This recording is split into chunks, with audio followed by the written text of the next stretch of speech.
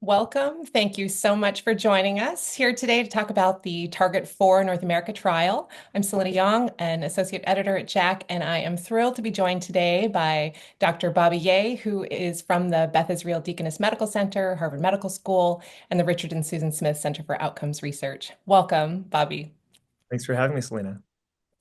So, before we get into this, I'd love to have you explain to us the underlying reasons why this trial was initiated. Well, this is the Target 4 trial. It's a randomized non-inferiority trial that compared a novel coronary stent that's not available currently in the United States. It's the Firehawk bioabsorbable polymer serially eluting stent, manufactured by a Chinese company by the name of Microport. And this trial is an investigational device exemption trial meant to support U.S. approval, FDA approval of the device. And so it was a randomized trial against contemporary, currently commercially available drug-eluting stents. Was conducted actually in several countries, but chief among them were the U.S. and Canada. Wonderful. Thank you. And do you think you could give us a broad overview of the trial itself and what you found? Sure, let me pull up a few slides here that can help explain the trial. So this was a prospective multi-center, single-blind, one-to-one randomized non-inferiority trial. And as I mentioned, it was comparing the Firehawk drug-eluting stent compared to currently available second-generation drug-eluting stents. The trial randomized 1,720 patients from 64 sites, and the primary endpoint was the composite endpoint of target lesion failure, which is the composite of cardiac death, target vessel myocardial infarction, and ischemia-driven target lesion revascularization at 12 months. There was also a secondary powered endpoint for in-stent late lumen loss in an angiographic cohort, as well as an OCT cohort where the powered secondary endpoint was mean neointimal thickness at 13 months. So these were some of the inclusion and exclusion criteria. This was a sort of a more comers type of analysis study where patients over the age of 18 with really almost any indication for PCI that included stable coronary disease as well as acute coronary syndromes, vessel diameters of 2.25 to 4 and lesion lengths of less than 44. These were de novo lesions, so not including left unprotected left main, as well as not including complex two-stent bifurcation lesions. And you can see some of the exclusion criteria listed on the right side. These were the patient's characteristics of those enrolled.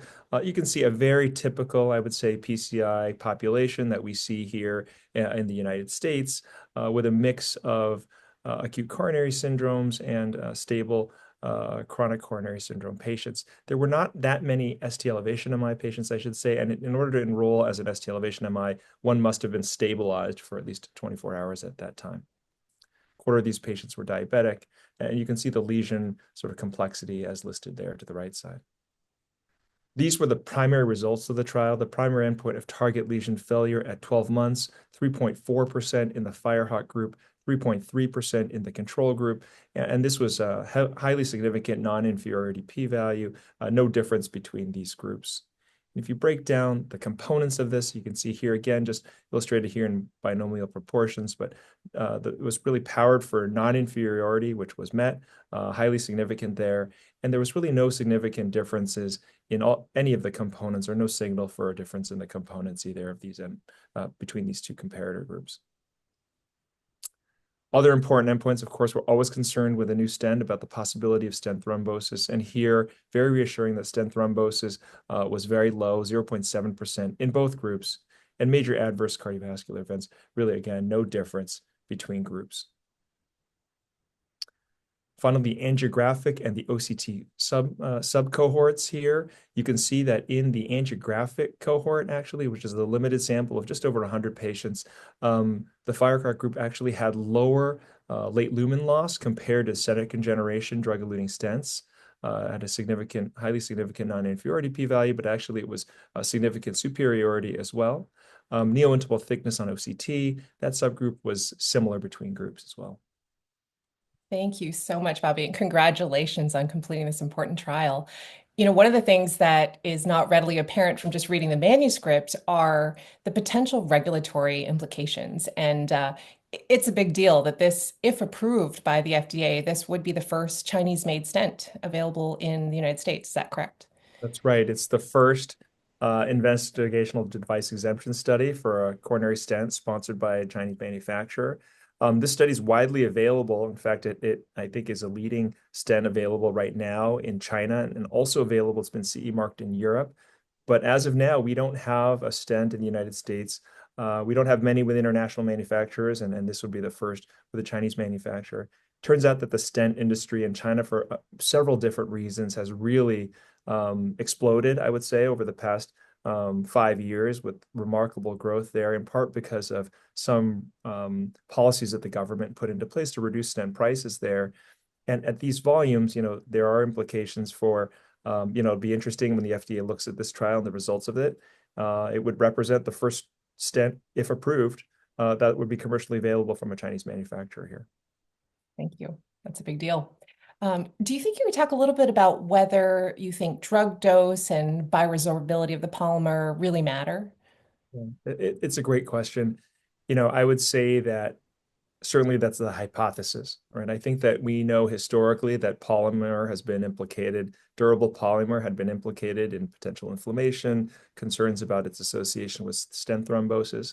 I think as stents have iterated, that concern has diminished. We certainly have durable polymer stents available. In fact, some of the most commonly used stents in the United States are durable polymer stents. And we don't see that same signal of concern for late stent thrombosis or late events that I think we saw in earlier generations of stent. So right now, I would say that it's the durability of the polymer is still a hypothesis. Certainly, we didn't see any evidence of benefit here. Now, there were some bioabsorbable polymer stents like the Synergy stent and the Orsiro stent in the control group in this study. But even in meta-analyses comparing bioabsorbable and durable polymer second generation stents, I don't know that we know that there's a definitive difference in clinical outcomes between those groups. Drug dosing is interesting. I didn't talk about how in this stent, the Firehawk stent, it's a very specific sort of abluminal well where the polymer and the drug sit. And that concentration of drug allows the drug dose to be lower. So it's about a third of the drug dose compared to currently available drug-eluting stents for drug. And so to the extent that lower drug might lead to less toxicity, et cetera, systemic toxicity, or even local, but have the similar effect as a higher drug dose. Again, this is something that we don't see necessarily a clinical benefit. I think longer term studies and maybe further studies will need to evaluate these things. These are still all, I think, hypotheses that have yet to be confirmed. Thank you. Another question I had was about the low event rate. You had anticipated originally that an estimated 7%, and it ended up in both arms, actually. There was a lower event rate than you expected. What are some of the implications for non-inferiority, and what do you think about this?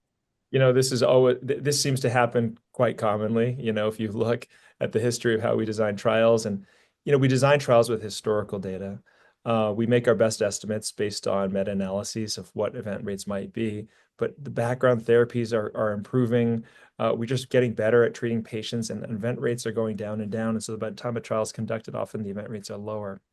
Now, it has implications, as you're alluding to, for non-inferiority, because the way that we typically, and as is in the case was here, generate non-inferiority margins is based on really ultimately the absolute event rate. So it was based on a 55% increase in the absolute event rate of 7%. So our margin was 3.85%. When you have an event rate that comes in at 3%, like it did here, then all of a sudden the margin of 3.85% seems very wide, meeting non-inferiority. But I always say this when I look at non-inferiority margins, which are, they're important in the planning stages of a trial. But after the trial is performed, I don't think one needs to look at what the margin was.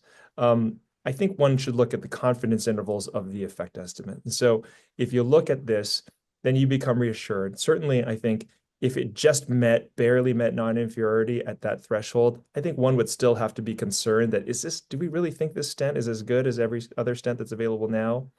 But the fact here is that it met non-inferiority by a wide margin and would have met non-inferiority had that margin been quite a bit lower.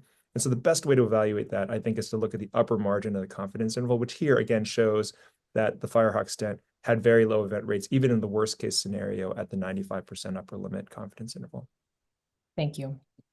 Another finding that I thought was interesting was that there was a significantly higher number of crossovers in the biodegradable polymer stent group. And initially, I thought that might be related to deliverability issues, but it turns out that that is not really the case. Can you speak a little bit about the crossovers and the reasons? Yeah, in our trial, we had the Firehawk stent could be compared to basically any on-the-shelf approved commercially available drug-eluting stent. And if you just think about the mechanics of how it works in the cath lab, when you are randomized to the BPDES, the experimental BPDES, you have a cart that's brought in with a limited array of stents that are on it because we just can't have the whole, I think, size matrix of stents available at every site and 60 different sites in a randomized trial. Whereas when you have so many different comparators that you can compare to off the shelf, usually you have a much broader size matrix. And as a result of that, the most common reason why there was quote unquote crossover in the trial is because the investigator needed a size that was not available to them at the time for the Firehawk stent, which was available. So I think, you look at those numbers initially and you think, oh, maybe people are struggling with deliverability or there's some other issue with the stent that they're choosing not to do it. But actually, the most common reason was just the sheer lack of availability of the stent size they needed. That makes a lot of sense. You mentioned briefly about the angio and the OCT studies. I was wondering if you could just talk a little bit more about what you take home from the findings in both of those sub-studies. The primary hypothesis was a non-inferiority hypothesis, and I think that's the one to anchor on for the angiographic and the OCT cohorts. I think it's reassuring that in both cohorts, consistent with the larger trial and the clinical outcomes, there wasn't a signal that BPDES was inferior in any way to the currently available stents that we use today. I make less of the superiority finding in the angiographic outcome.